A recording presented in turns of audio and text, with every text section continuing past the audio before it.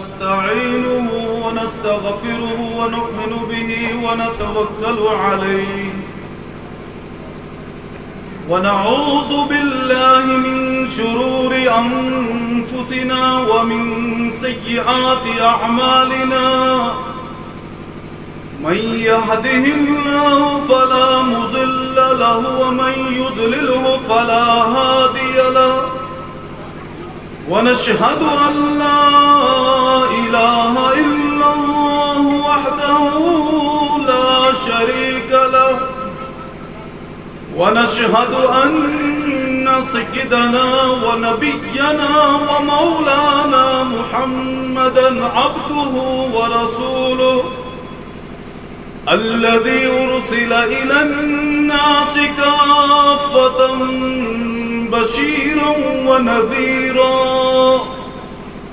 وصلى الله عليه وعلى آله وصحبه وسلم تسليما كثيرا كثيرا.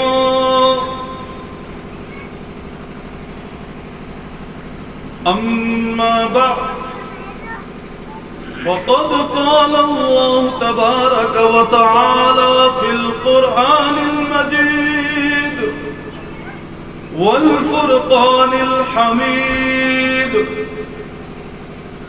فأعوذ بالله من الشيطان الرجيم بسم الله الرحمن الرحيم الف لام میم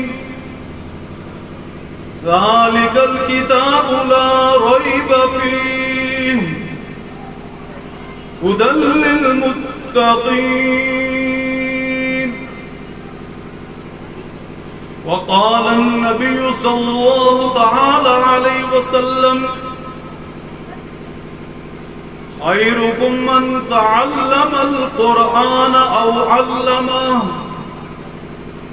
آمنت بالله صدق الله العظيم وصدق رسوله النبي الكريم ونحن على ذلك من الشاهدين والشاكرين والحمد لله رب العالمين.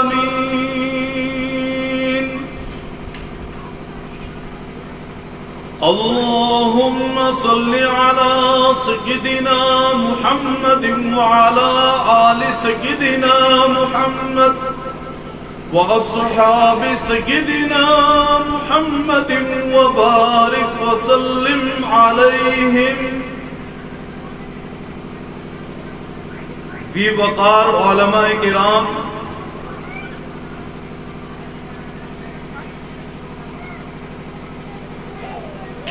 بزرگان محترم،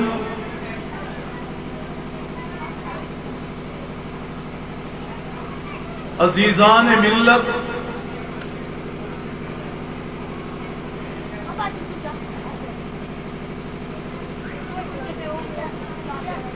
اللہ رب العزت کے فضل و احسان سے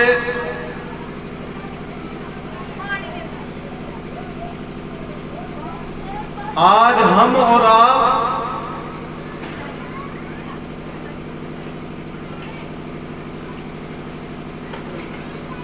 اس علاقے کے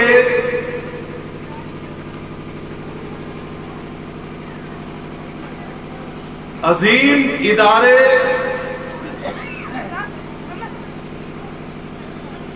دارالعلوم حسینیہ چک رکوالا ادھمپور میں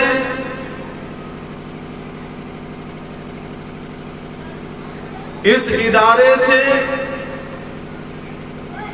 حفظ کلام اللہ کی سعادت حاصل کرنے والے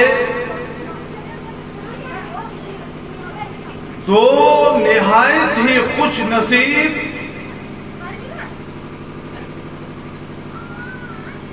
حفاظ کو علماء کرام کے ہاتھوں دستار تکریم اور دستار تعظیم سے نوازے جانے کے منظر کو دیکھنے کے لیے حاضر ہوئے ہیں۔ اللہ رب العزت ہم سب کی اس شرکت اور حاضری کو اپنے عالی اور پاک دربار میں قبول فرما کر ہمارے لیے توشہ آخرت بنائے، ہماری مغفرت، بخشش اور نجات کا ذریعہ بنائے۔ جیسا کہ آپ حضرات بخوبی جانتے ہیں کہ اس علاقے میں یہ مدرسہ امیر شریعت پیر طریقت حضرت اقدس مفتی عبد الغنی ازہری صاحب نور اللہ مرقدہ نے اپنے برادر اصغر مولانا محمد فاروق صاحب کو قائم کر کے دیا تھا۔ اس وقت مولانا فاروق صاحب رحمت اللہ علیہ بے سر و سامانی کے عالم میں تھے۔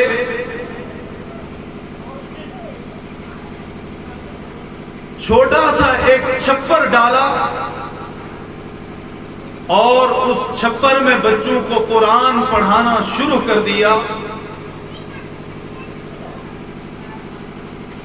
علاقے کے لوگوں کا اور ہمارے بعض بہت ہی کرم فرماؤں کا جو علماء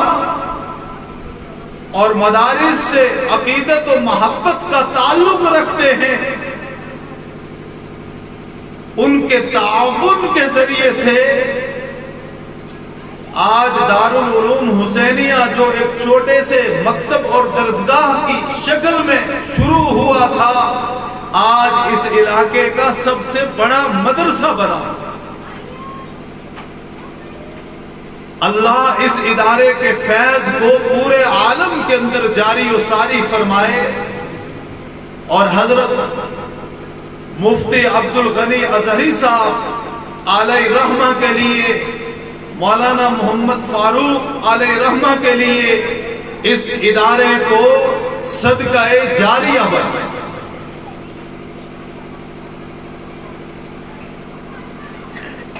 کیونکہ صبح شام مہمانان رسول صلی اللہ تعالی علیہ وسلم کے ذریعے سے یہاں قال اللہ و قال الرسول صلی اللہ علیہ وسلم کی صدائیں بلند ہوتی ہیں، قرآن پڑھا جاتا ہے، احادیث مبارکہ کی تعلیم ہوتی ہے، مبادیات دین سکھائے جاتے ہیں، ذکر کا اہتمام ہوتا ہے، درود شریف کی مجلس لگتی ہے، اور یہ جو کچھ بھی ہو رہا ہے، جتنا ثواب ان اعمال کے کرنے والوں کو مل رہا ہے، اتنا ہی ثواب جن حضرات نے اس ادارے کو قائم کیا ہے، جن حضرات نے اس ادارے میں معاونت کی ہے، جن حضرات نے اس ادارے کے ہر تقاضے کے اوپر لبیک کہا ہے،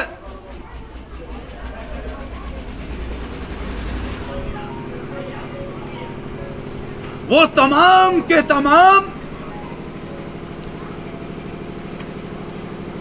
ان اعمال کے کرنے والوں کے اجر و ثواب میں برابر کے شریک ہیں۔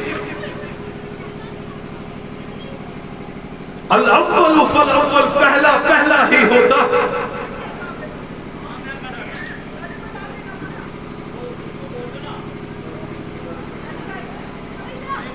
یہ اکابر چلے گئے اس دنیا سے،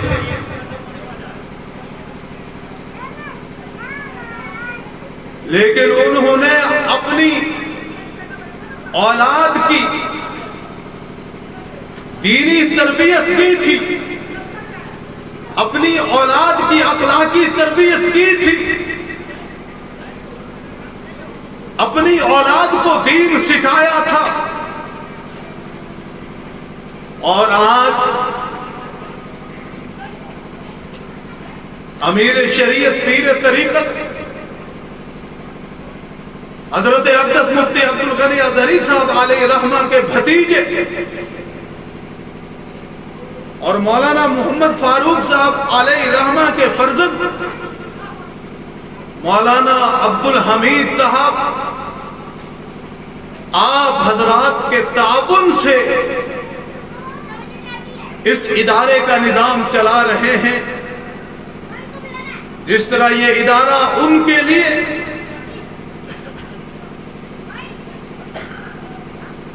اشاعت دین اور تحفظ ایمان کی دینی اور ایمانی خدمات انجام دینے کی وجہ سے اجر و ثواب کا باعث ہے،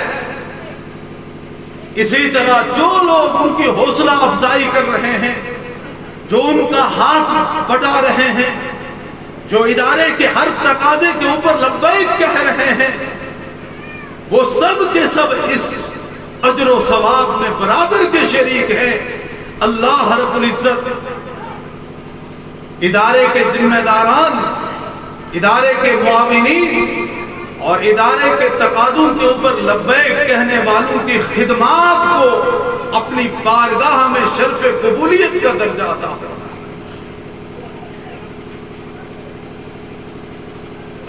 میں نے آپ حضرات کے سامنے قرآن کریم کی سب سے بڑی سورت سورہ بقرہ کی ابتدائی آیت کی تلاوت کی.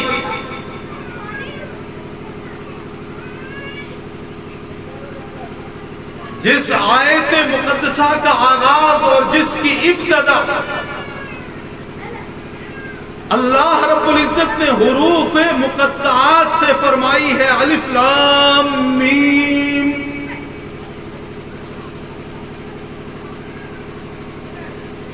اور قرآن کریم میں کئی سورتوں سے پہلے اس طرح کے حروف موجود ہیں جن کو حروف مقطعات کہا جاتا ہے، جیسے حامیم عین سین قاف یاسین کاف ہا یا عین صاد الف لام میم. ان حروف کو حروف مقطعات کہا جاتا ہے اور ان کے معنی، ان حروف کا مطلب، ان حروف کا مفہوم، ان حروف کا ترجمہ اللہ رب العزت کے سوا اور کوئی نہیں جانتا. تمام مفسرین نے اپنی اپنی تفاسیر لکھنے کے بعد حروف مقطعات کہ علم کو اللہ کے سپرد کر دیا، حتیٰ کہ نبی اکرم شفیع اعظم حضرت محمد الرسول اللہ صلی اللہ تعالی علیہ وسلم سے پوچھا گیا کہ الف لام میم کا کیا مطلب ہے؟ تو نبی علیہ السلام نے جواب میں ارشاد فرمایا، واللہ عالم بمرادہ. ان حروف کی مراد، ان کے مفہوم، ان کے مطلب اور ترجمے کو اللہ ہی بہتر جانتے ہیں. اللہ کے سوا کسی اور کو ان حروف کا مطلب یا معنی کا علم نہیں. اور یہ سورتوں کے شروع میں اس طرح کے حروف اس لیے آئے ہیں تاکہ بندوں کو اس بات کا اندازہ ہو جائے. اللہ رب العزت اپنے بندوں کو یہ بتلانا چاہتے ہیں کہ ستاروں سے آگے بھی جہاں، کچھ ایسی باتیں بھی ہیں کہ جن کو دنیا کے علماء نہیں جانتے، جہاں ان کی عقل اور ان کی سوچ، ان کا فہم جواب دے دیتا ہے۔ یہاں پر ایک بات مجھے یاد آئی، سلسلہ نقشبندیہ کہ اس وقت عالمی سطح کے امام ہیں حضرت مولانا پیر ذوالفقار نقشبندی دامت برکاتہ، ان کے پاس ایک نوجوان آیا،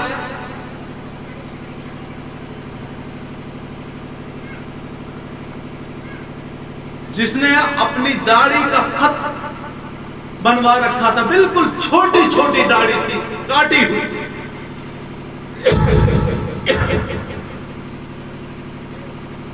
اور مسئلہ بھی سن لیں کہ داڑھی کو کاٹنا اور منڈوانا برابر ہے۔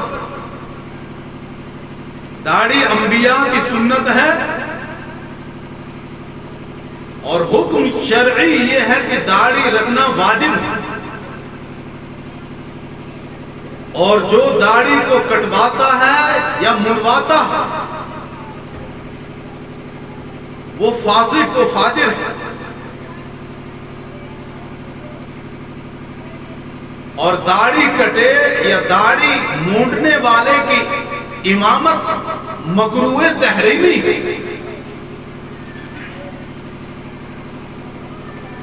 آج مطالعہ کر کے، مطالعے کی بنیاد پر اس طرح کے لوگ علماء کو چیلنج کرتے ہیں۔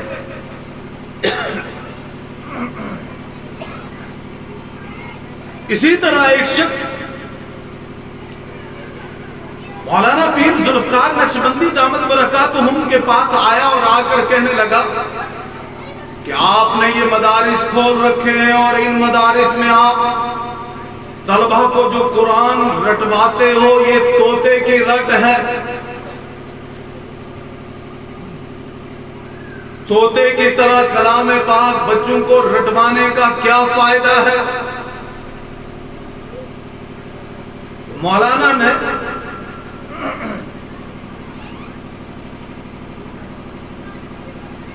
اس شخص کو بہت سنجیدہ جواب دیا، لیکن اس جواب کے سننے سے پہلے یہ بات آپ اچھی طرح سے گوش گزار کر لو کہ قرآن کریم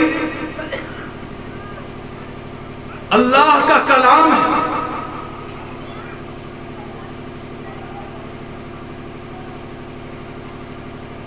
اللہ رب العزت نے قرآن کریم کو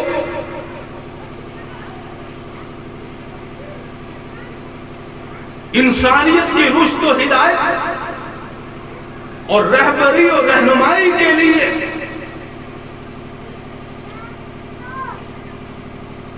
ایک آئین اور دستور بنا کر نازل فرمایا ہے۔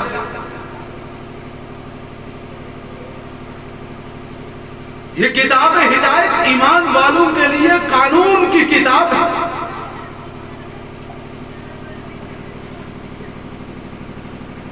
اور یہ وہ کتاب ہدایت ہے کہ اس کی تلاوت کے بارے میں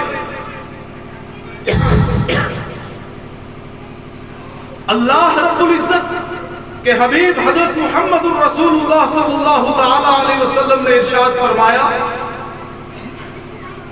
ترمذی کی روایت ہے کہ جو کوئی شخص قرآن کریم کا ایک حرف پڑھتا ہے، اسے ایک حرف کی تلاوت کے بدلے میں اللہ رب العزت 10 نیکیاں مرحمت فرماتے ہیں۔ اور حضور نے فرمایا، میں یہ نہیں کہتا کہ الف لام میم ایک حرف ہے، بلکہ الف الگ ہے، لام الگ ہے، میم الگ ہے، اور الف لام میم 3 حروف کا مجموعہ ہے۔ اور جس نے الف لام میم پڑھا گویا کہ اس کو 30 نیکیاں ملی، اس کے نامہ اعمال میں 30 نیکیاں لکھی گئیں۔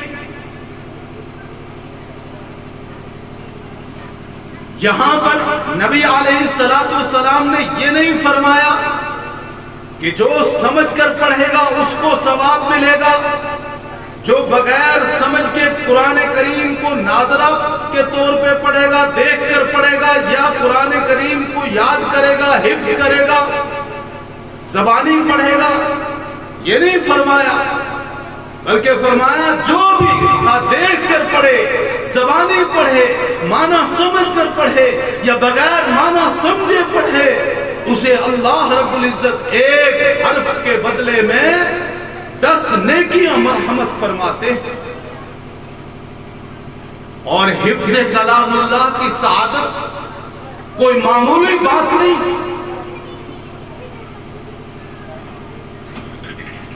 یہ بہت بڑی سعادت، اور اس کائنات میں سب سے پہلے قرآن مجید فرقان حمید کے پہلے حافظ سرور کائنات فخر موجودات نبی اکرم شفیع اعظم حضرت محمد الرسول اللہ صلی اللہ علیہ وسلم، پھر امت کے مردوں میں سے پہلے حافظ حضرت عثمان رضی اللہ عنہ، خواتین میں سب سے پہلی حافظہ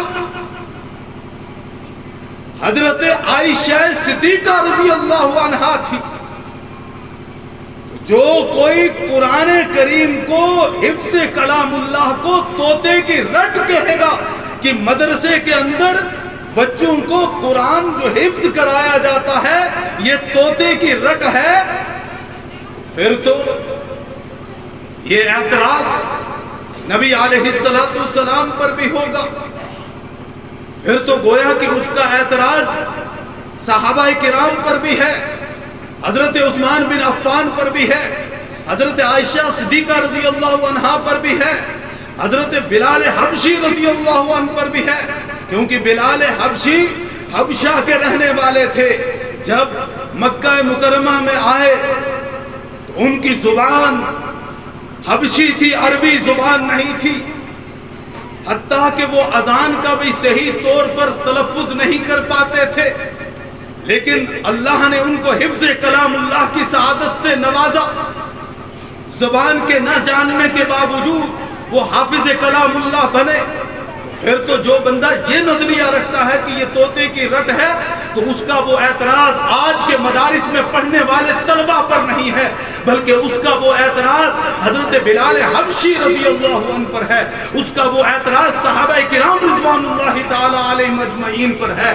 اور حفظ کلام اللہ کے بارے میں نبی علیہ السلام نے ارشاد فرمایا کہ جن والدین کا بچہ حافظ کلام اللہ ہو جائے، جو بچہ 30 پاروں کو اپنے سینے کے اندر محفوظ کر لے، جو بچہ کلام پاک کی 114 سورتوں کو اپنے دل و دماغ کے اندر بٹھا لے، جو بچہ کلام پاک کی 6666 آیات کو اپنے سینے کے اندر محفوظ کر لے، فرمایا اللہ رب العزت کل حشر میں اس کے والدین کو، اس بچے کے ماں باپ کو ایسا نورانی تاج پہنائیں گے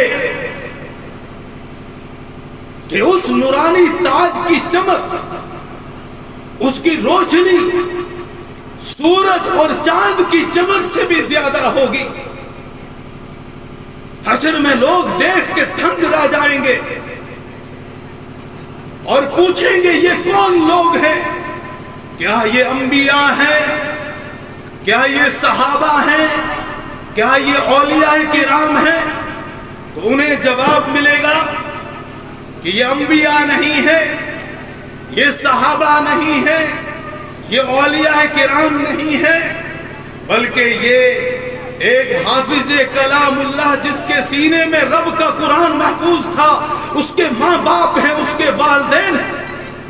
جب حافظ کلام اللہ کے والدین کا یہ مقام و مرتبہ ہے، حافظ کلام اللہ کے والدین کو اس طرح عزت و اکرام سے نوازا جائے گا تو حافظ جس کے سینے میں قرآن محفوظ ہے اس کا کتنا بڑا مقام و مرتبہ ہوگا۔ اور نبی علیہ الصلوۃ والتسلیم نے یہ بھی ارشاد فرمایا، ترمذی شریف کی روایت ہے کہ جس بچے نے رب کا قرآن اپنے سینے میں محفوظ کیا وہ حافظ کلام اللہ بنا، آخرت میں اللہ رب العزت اس کو محشر میں اختیار دیں گے کہ وہ اپنے خاندان کے ایسے 10 افراد جو اپنی بدعمالیوں کی وجہ سے، جو رب کی نافرمانیوں کی وجہ سے، جو گناہوں خطاؤں کی وجہ سے مستحق جہنم ہو چکے ہوں گے،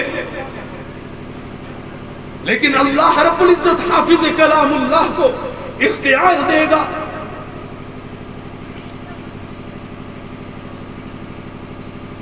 کہ آپ اپنے خاندان کے ان 10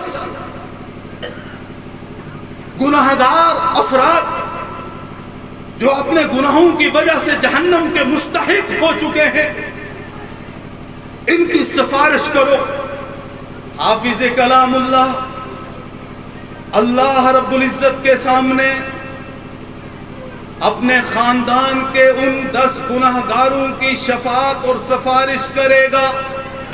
اللہ رب العزت حافظ کلام اللہ کی سفارش کو قبول فرما کر ان گناہگاروں کو جہنم سے نکال کر جنت کے اندر داخل فرمائیں گے۔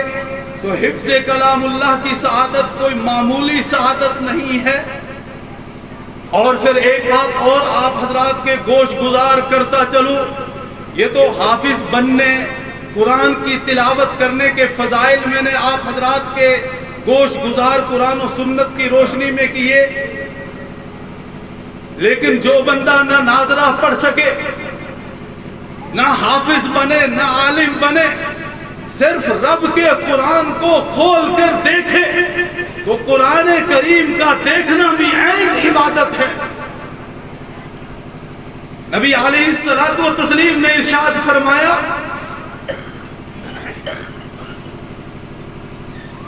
کہ 4 چیزیں ایسی ہیں جن کا دیکھنا عبادت ہے۔ ان میں سب سے پہلے کعبۃ اللہ، جو کعبۃ اللہ کا دیدار کر چکے ہیں، روضہ رسول صلی اللہ علیہ وسلم کی زیارت کر چکے ہیں، ان کے لیے یہ بہت بڑی سعادت کی بات ہے۔ اور جو ابھی تک کعبۃ اللہ کو نہیں دیکھ سکے، روضہ رسول صلی اللہ تعالی علیہ وسلم پر حاضری نہیں دے سکے، اللہ رب العزت ان کے لیے اپنے غیبی خزانوں سے اسباب مہیا فرمائے۔ نبی علیہ الصلوۃ والسلام نے ارشاد فرمایا کہ جو بندہ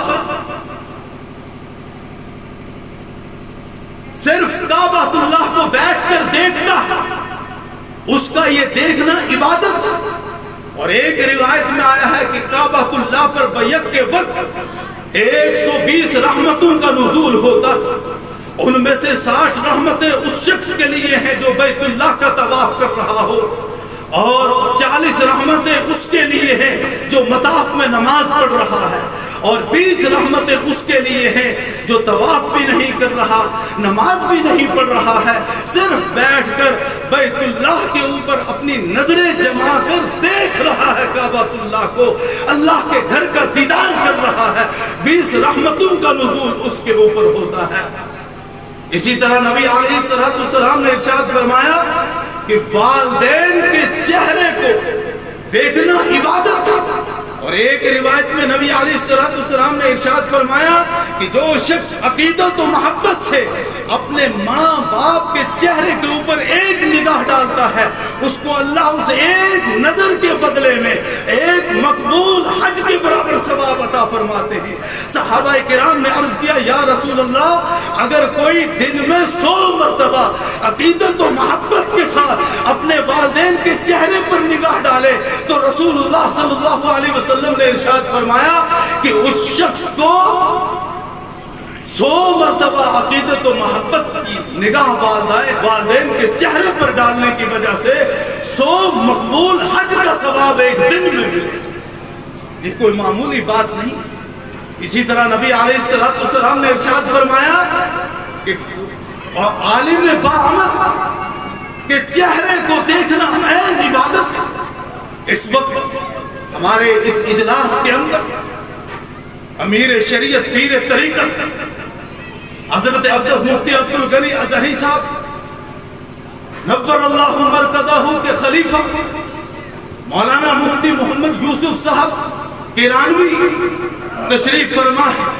उनका बयान भी होगा और आखिर में उनकी दुआ भी होगी। वही अपने हाथों से हिफ्ज़ कलामुल्लाह की सादत हासिल करने वाले बच्चों को, 2 तालिब इल्मों को दस्तार ताज़ीम और दस्तार तकरीम से भी नवाजेंगे और इनका शुमार उन उलमा में होता है जिनको आलिम रब्बानी कहा जाता है। और आलिम रब्बानी का चेहरा देखना ऐन इबादत है। और चौथी चीज जो नबी अलैहिस्सलाम ने इरशाद फरमाई वो ये इरशाद फरमाई कि कलाम पाक को सिर्फ खोलना और इसकी आयात पर निगाह दौड़ाना, इसके अल्फाज पर नजरें दौड़ाना, इसके हुरूफ पर नजरें जमाना, ये भी इबादत है। और एक वाक़या पीर जुल्फ़कार नक्शबंदी दामत बरकातुहू ने लिखा है कि एक शख्स जो कुरान पढ़ा हुआ नहीं था लेकिन रोजाना वो कुरान खोल कर उसके ऊपर उंगली फेरा करता था और ये कहा करता था ये भी सच है, ये भी सच है। जब उसका इंतकाल हो गया तो किसी ने उसे ख्वाब में देखा कि वो जन्नत के बाला खानों में है। उसे पूछा कि कौन सा अमल आपकी नजात का जरिया बना और किस अमल की वजह से जन्नत के बाला खानों पर तुम पहुंचे। तो मेरे पास और कोई अमल तो था नहीं लेकिन मैं रोजाना कुरान करीम को खोल कर उसकी आयात, उसके हुरूफ, उसके अल्फाज पर उंगली फेरा करता था और कहा करता था ये रब का कलाम है, ये भी सच है, ये भी सच है, ये भी सच है। तो मेरे इस अमल की बरकत से अल्लाह रब्बुल इज्जत ने मेरी मग़फ़िरत का फैसला कर दिया। तो कुरान करीम कोई मामूली किताब नहीं है। इस कुरान करीम को अल्लाह रब्बुल इज्जत ने हमारे लिए दस्तूर बनाकर नाजिल फरमाया है। इस कुरान करीम को अल्लाह ने हमारे लिए आईन बनाया है। ये हमारे लिए कानून की किताब है। ये कुरान हमें बताता है कि हमारे लिए जायज़ क्या है, नाजायज़ क्या है, हमारे लिए हलाल क्या है, हराम क्या है, हमारे लिए हक क्या है, हमारे लिए नाहक क्या है। ये कुरान इसलिए नाजिल किया गया था कि ये सारी बातें हम कुरान से पूछें और जिंदगी के हर एक शोबे में, खा खुशी का शोबा हो या गमी का शोबा हो, उसमें कुरानी अहकामात और कुरानी पैगामात को अपनाने और उसे इख्तियार करने वाले, कुरानी हिदायत की इत्तिबा करने वाले बन जाए। लेकिन आज हमने कुरान को छोड़ दिया। आज सिर्फ या तो कुरान कसम के लिए है या कहीं कोई मर गया तो उस वक्त कुरान खोलते हैं, वो भी अब बाहर से ही पारे मंगवाए जाते हैं। घर का कुरान उस दिन नहीं खुलता। और मैंने आपसे ये बात अर्ज की कि जब कुरान को अल्लाह ने कानून की किताब बनाकर भेजा है, इसे हमारे लिए आईन और दस्तूर बनाकर भेजा है। एक कानून तो वो है जो दुनिया वाले बनाते हैं, दुनिया के हुक्मरान बनाते हैं, दुनिया के बादशाह बनाते हैं। दुनिया के ऐवानों में जो कानून पास होते हैं, पार्लियामेंट में, राज्यसभा में और लोकसभा में जो कवानीन बनते हैं वो इंसानों के बनाए हुए कवानीन होते हैं। आज एक हुकूमत आई, एक कानून बनाया, कल दूसरी आएगी उसको तोड़ देगी, दूसरा कानून बना देगी। जैसे आज हम अच्छी तरह से देखते हैं आज हर चढ़ते सूरज के साथ नया कानून होता है। लेकिन कुरान अल्लाह का वो कानून है, वो दस्तूर है, वो आईन हयात है, वो जिंदगी गुजारने का दस्तूर है कि जो कभी बदलता नहीं, क्योंकि ये रब का बनाया हुआ कानून है। और दुनिया में अगर जो कानून इंसानों के बनाए हुए बदलते रहते हैं, आज कोई उस कानून की खिलाफ वर्जी करे, उस कानून को तोड़ दे तो वो मुल्क का गद्दार तस्वुर किया जाता है। आईन शिकनी की सजा उसे मिलती है। जेल की सलाखों के पीछे उसे धकेल दिया जाता है, बहुत मुद्दत तक उसे जेल काटनी पड़ती है, क्योंकि उसने मुल्की कानून की खिलाफ वर्जी की है। जो इंसानों के बनाए हुए आर्जी और वक्ती कानून की खिलाफ वर्जी करे, उस पर गद्दारी का मुकदमा चलता है, उस पर बगावत का मुकदमा चलता है, उसे बागी तस्वुर किया जाता है। तो फिर जो बंदा रब के कानून की नाफरमानी करेगा, जो बंदा रब के नाजिल करदा आइन, जो इंसानों के लिए आइन और दस्तूर बनाकर रब ने नाजिल किया है, उसकी खिलाफ वर्जी करेगा, तो क्या उसे रब की जानिब से सजा नहीं मिलेगी? यकीनन सजा मिलेगी। और आज हर जगह जहां मुसलमानों को जिल्लत और रुसवाई का सामना करना पड़ रहा है, हर जगह मुसलमान ज़लील और ख़ार हो रहे हैं, इसकी बुनियादी वजह यह है कि हमने कुरान को छोड़ दिया, हमने कुरान को, कुरानी अहकामात को अपनी ज़िंदगी से निकाल दिया, ज़िंदगी के शोबाजात से निकाल दिया।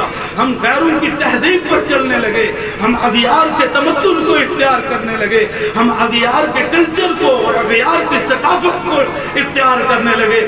इसलिए आज के इस इज्तिमा में अपने इन अकाबिर उलमा और बुजुर्गों की मौजूदगी में मैं आप हजरात से एक अहद लेना चाहता हूँ कि हमने कुरान को छोड़ा, हम रब के बागी बने और रब ने हमारे ऊपर हालात मुसल्लत कर दिए, क्योंकि हमारे आमाल ही वैसे थे, आमालुकुम उम्मालुकुम। इसलिए हम अपनी इस्लाह करें, अपने आप को सुधारें, अपने घरों के निज़ाम को बेहतर बनाएं और अपने आप को सुधारने और संवारने के लिए अपने घरों के, अपने बस्तियों के, अपने इलाकों के, अपने मुआशरे के, अपने कबीले के निज़ाम को सुधारने के लिए लाजमी है कि कुरान से हमारा ताल्लुक जुड़े, कुरान से हमारे बच्चों का ताल्लुक जुड़े। बच्चों को कुरानी तालीम के लिए मकातिब में भेजो, मस्जिद में मौलवी साहब पढ़ाते हैं सुबह शाम, वहां बच्चों को भेजो ताकि वो मुबादियात दीन सीखें। बच्चों को मदरसे में हाफिज कलामुल्ला, कारी कुरान और आलिम दीन बनने के लिए वक्फ कर दो। आज यही मदारिस हैं जिनकी वजह से हमारा ईमान महफूज है।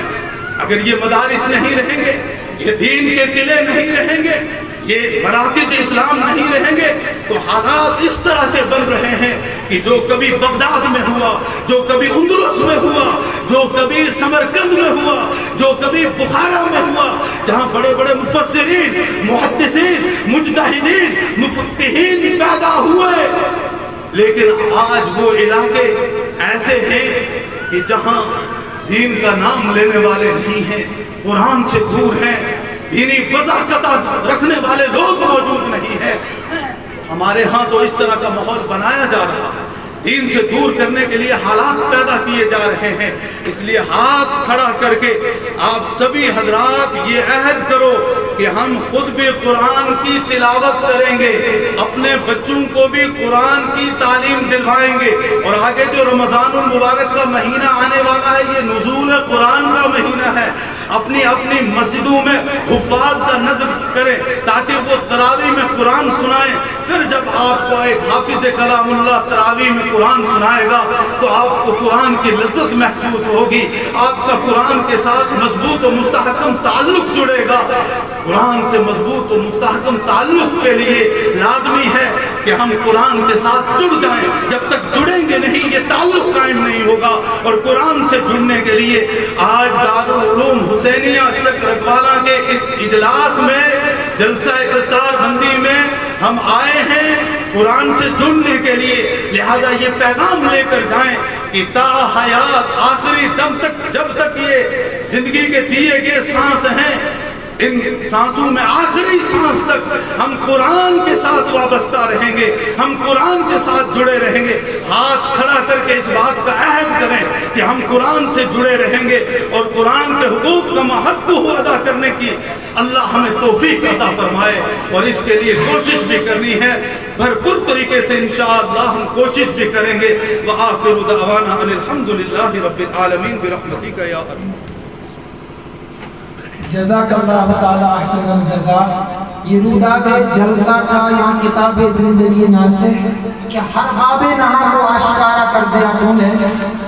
میرے بھائیوں، میں دل کی عمیق گہرائیوں سے آپ سب کا شکر گزار ہوں، اور میں سوچتا ہوں اپنے